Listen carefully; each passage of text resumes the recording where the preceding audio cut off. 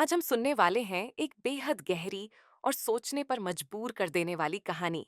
एक ऐसी कहानी जो दोस्ती, भरोसे और लालच के असली रूप को सामने लाती है। कहानी का नाम है विश्वासघात। चलिए कहानी की शुरुआत करते हैं।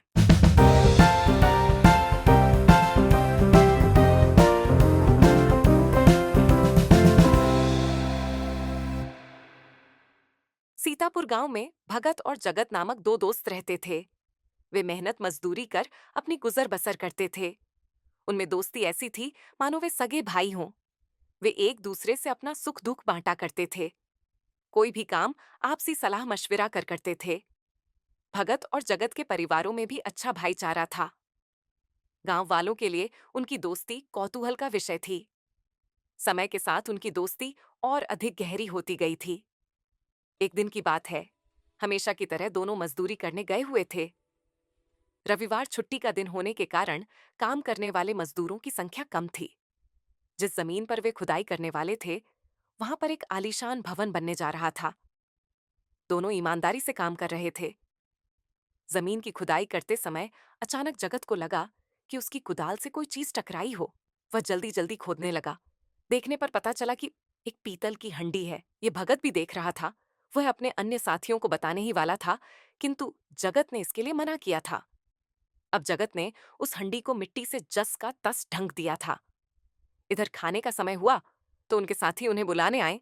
तो जगत ने कहा, दोस्तों, हमें आज भूख नहीं है, तुम लोग खाना खाकर आ जाओ।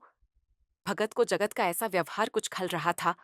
वह उसे इस बात के लिए रोकता रहा, पर दोस्ती की वजह से वह कुछ कह भी नहीं सका था। अब इधर अपने मजदूर साथियों के जाते ही जगत ने उस हंडी को बाहर निकाला और उसे खोलकर देखा तो यह पाया कि वह सोने के मोहरों से भरी पड़ी है।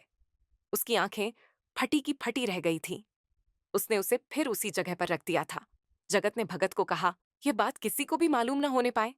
काम की छुट्टी होने पर भगत और जगत के साथ ही सभी मजदूर अपने घर चल दिए थे। आज जगत की आंखों से नींद गायब थी। वह उन मोहरों की चिंता में मग्न था। रात का करीब 1 बजा होगा। गर्मियों के दिन थे।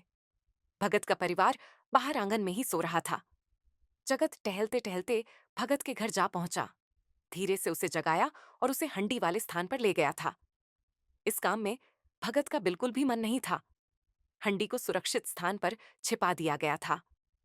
भगत को अपने दोस्त का यह नीच कर्म अच्छा नहीं लग रहा था। इस बात के लिए उसे उसकी आत्मा झकझोर रही थी। वह उसे बार बार मना कर रहा था। उसके बाद वे लोग घर आ गए थे। इस घटना को कुछ दिन हुए होंगे।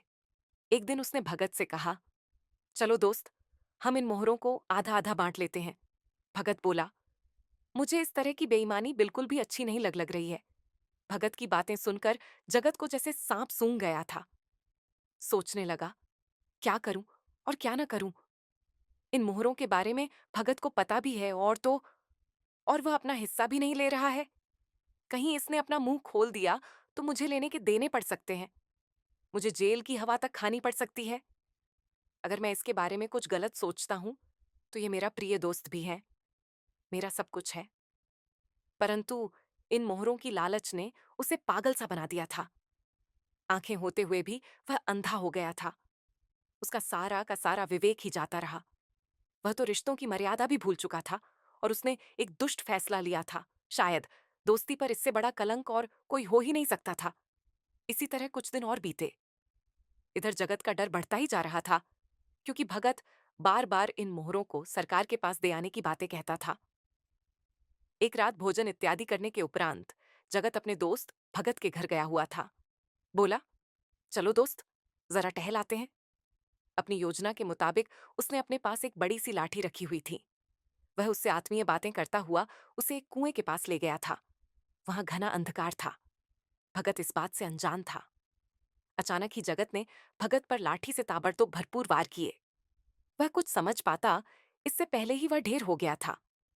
जगत ने विलंब न करते हुए उसे कुएं में धकेल दिया और अपने घर वापस आ था। अब इधर रात के 2 बजे गए थे। भगत का कहीं कोई अता पता नहीं था।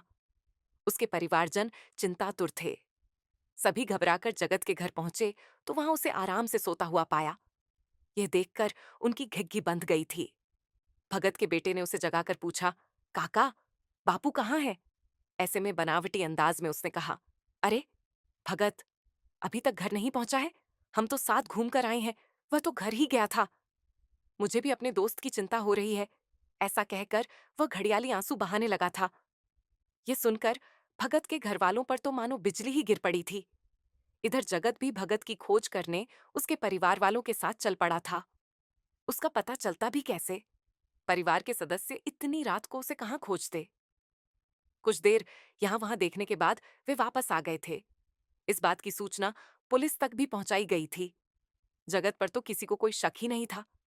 पुलिस अपनी खोजबीन कर ही रही थी कि गांव के एक युवक ने पुलिस को बताया कि उसने कुएं में एक लाश देखी है। पुलिस का दस्ता अपने दलबल के साथ वहां पहुंचा था। कुएं से लाश निकाली गई।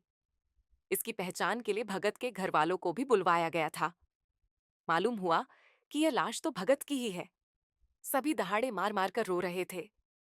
भगत की मां को अपने बेटे के जाने का ऐसा सदमा लगा, काई सिरा नहीं मिल रहा था।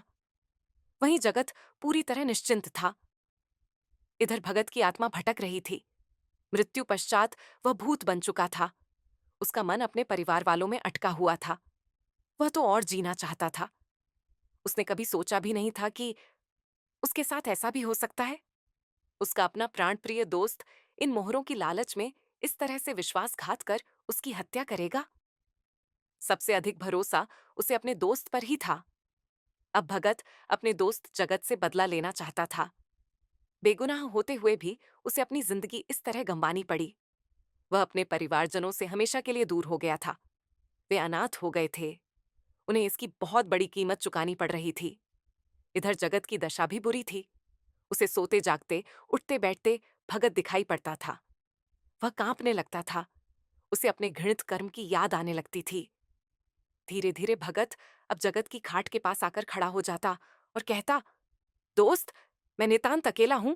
तुम भी मेरे साथ चलो, हम दोनों साथ ही। जगत डरकर भगत भगत चिल्लाता रहता। घर वाले कुछ पूछते तो उससे कुछ कहा भी नहीं जाता था। उन्हें लगता कि अपने दोस्त के जाने का सदमा जगत बर्दाश्त नहीं कर पा रहा है। इसी वजह से वह ऐसा कर रहा है। अक्सर अब यही होने लगा। वह पागलों की तरह चिल्लाता और कहता, देखो देखो। भगत खड़ा है, पर घर वालों को वह दिखाई नहीं पड़ता था। उसका खाने पीने में मन नहीं लगता था। वह काफी कमजोर हो गया था। केवल हाँ या फिर ना में ही बातचीत करता था। काम पर जाता तो उसके साथ वहां भी भगत होता था। एक दिन उसने हिम्मत कर भगत से कहा, दोस्त, आखिर तुम चाहते क्या हो? मुझे इस तरह से परेशान क्यों कर रहे हो? मैं तो जीते जी मर रहा हूं। मैं मानता हूं कि मुझसे एक अक्षम्य अपराध हुआ है। मोहरों के लालच ने मुझे अंधा बना दिया था। इसी वजह से मैंने तुम्हें क्रूरता से मार डाला था। मैं अपने इस अपराध की तुमसे 1000 बार माफी मांगता हूं। भगत ने कहा, दोस्त, मेरी एक शर्त है। अगर तुम उसे पूरा कर दो तो मैं तुम्हें माफ कर दूंगा।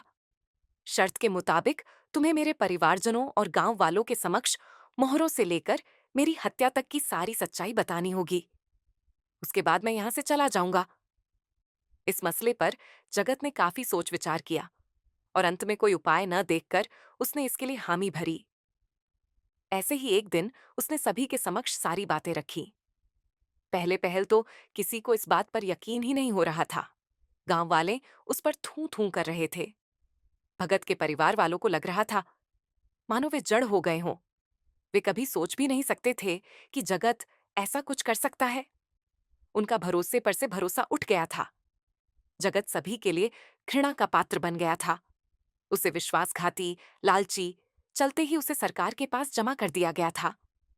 जगत अब हवालात में था। वहां पर भी उसे भगत बार बार बुलाता और कहता, दोस्त, मेरे पास चले आओ। मैं तुम्हारे बगैर नहीं रह सकता हूं। इस तरह कुछ ही दिनों में वह पागल हो गया था। वह अक्सर बड़बड़ाता रहता, मेरा दोस्त मुझे बुला रहा है, मैं उसके पास जाऊंगा।